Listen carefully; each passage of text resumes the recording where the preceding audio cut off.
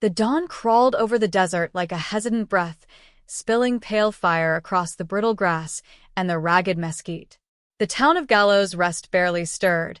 Its shuttered windows blinked against the first thin light, and the air smelled of cold dust and last night's smoke.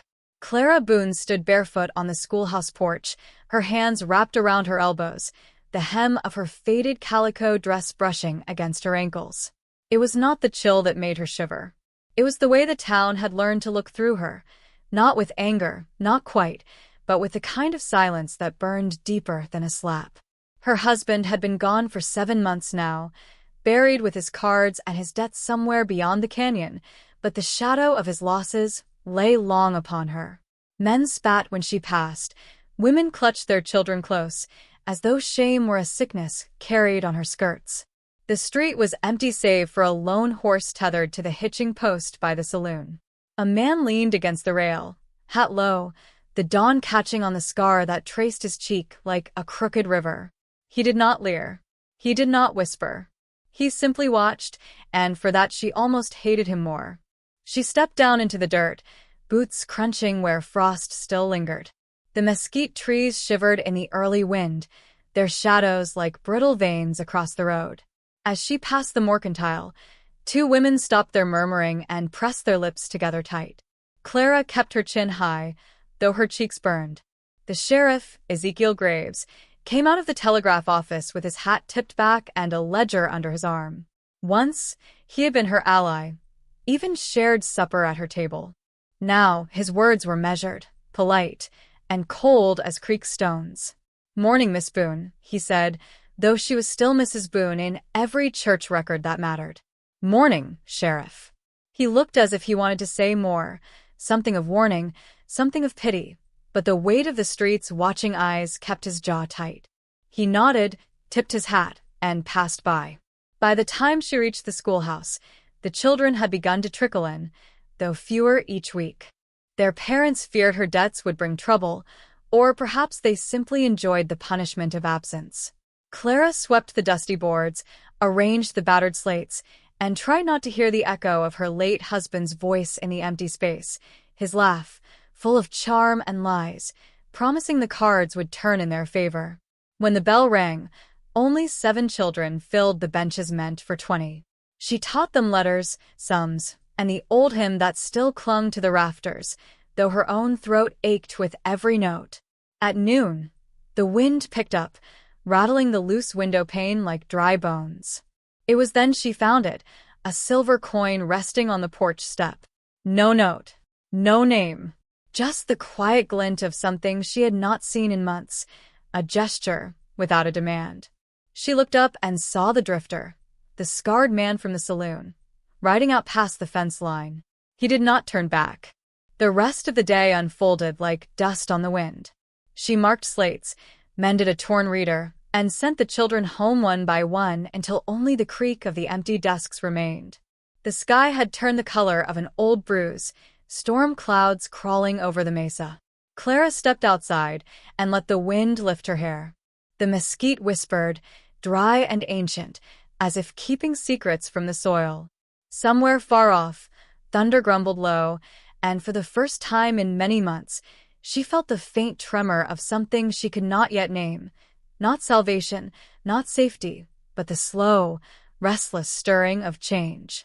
She stood there until the street lamps were lit, until the last of the town's doors shut against the coming storm.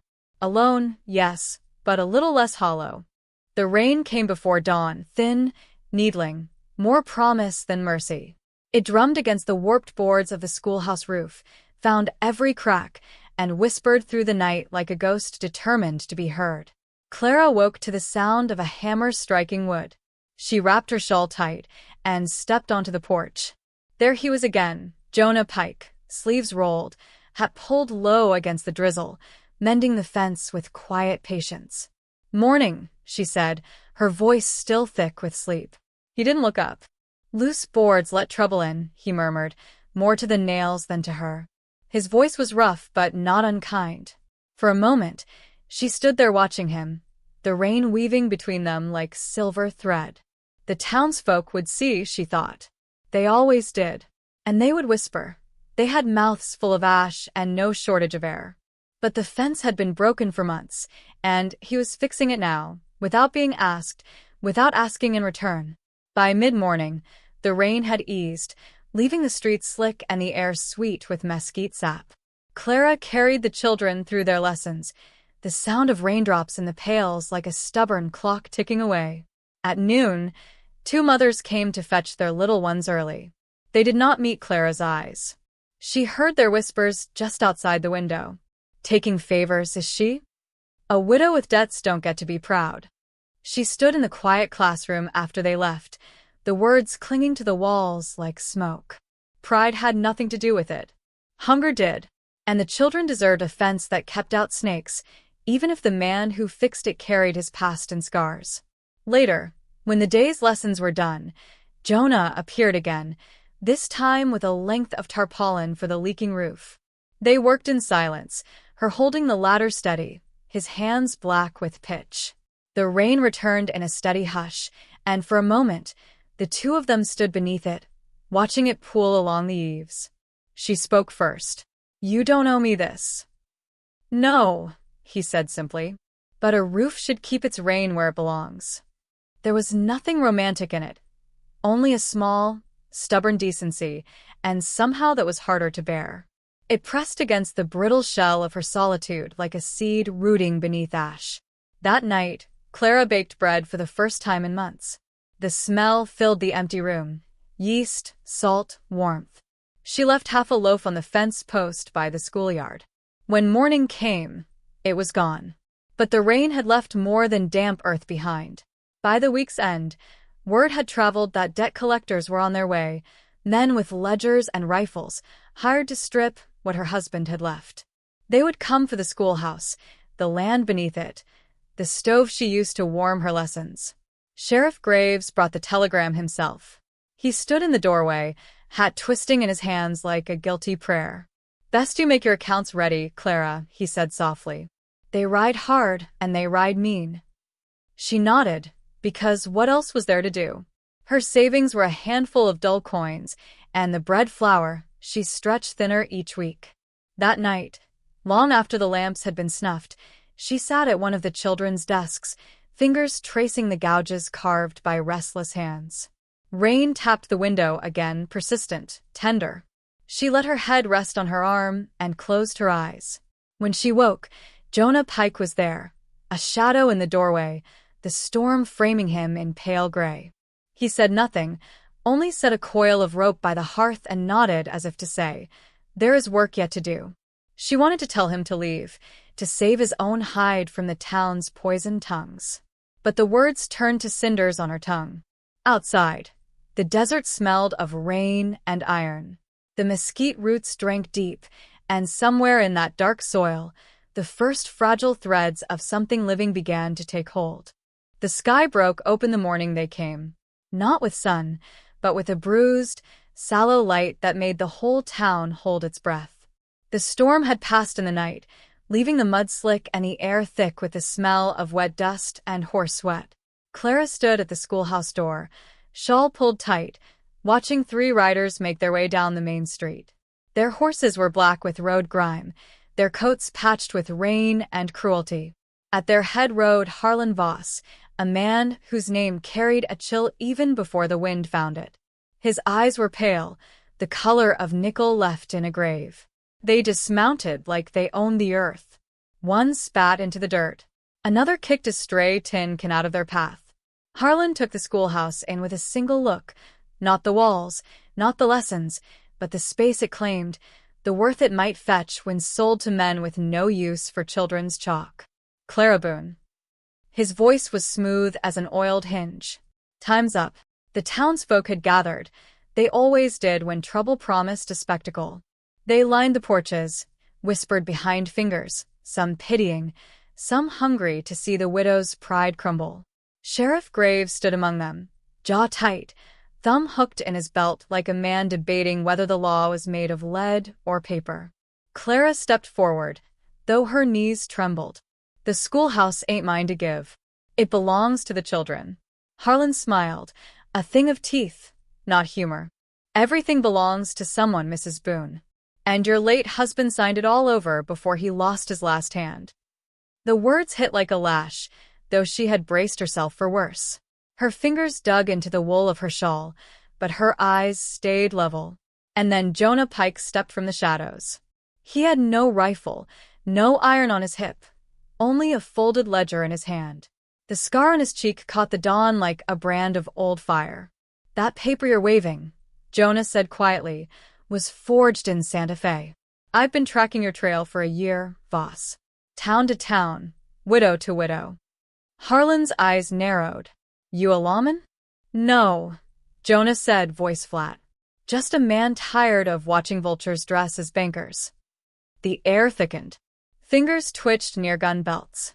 The crows perched along the fence shifted, black silhouettes against the pale sky. Step aside, drifter. One of the men growled. Ain't your fight. Jonah drew. Not steel, but a line in the mud with his boot. It is now. Something moved in the crowd, a ripple of shame, like dust stirred by wind. Clara heard it in the cough of an old man, the scrape of a chair leg, the long breath of Sheriff Graves as he stepped forward at last. You'll not take her school, the sheriff said, voice low but steady. Not while I still carry a badge. Others followed, the blacksmith with his hammer, the baker with flour on his hands, even the two women who had whispered outside Clara's window. One by one, they stepped past that line Jonah had drawn until the street held a wall of tired, angry faces. Harlan looked at them, then at the storm still smoldering on the horizon. He spat into the mud. Ain't worth the bullets, he muttered, jerking his reins. But this ain't forgiveness. It's delay. They rode out beneath the crows' raucous laughter, their silhouettes swallowed by the ragged edge of the desert. Clara did not cheer.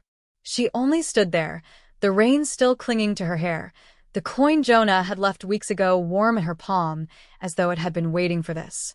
Jonah turned to her, adjusting the brim of his hat.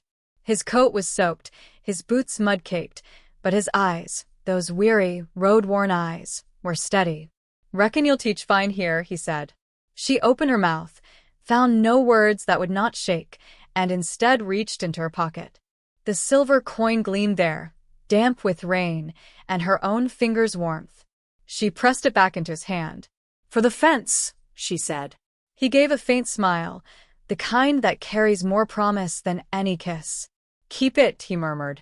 Might buy new chalk. By the time the storm broke in earnest, Jonah was already gone, a dark figure against the horizon. The crows scattered, their wings cutting black arcs through the clearing sky. Clara turned back to the schoolhouse. The boards were still cracked, the debts not entirely gone, the world still bent and brittle, but the children would come. The lessons would go on. And for the first time in months, she felt the roots beneath her feet hold. Reflective closing. Maybe that's how salvation comes out here, the wind seemed to say, not in gunfire or gold, but in a man mending a fence when no one asked, in a town remembering its spine, in a widow learning she was never truly empty.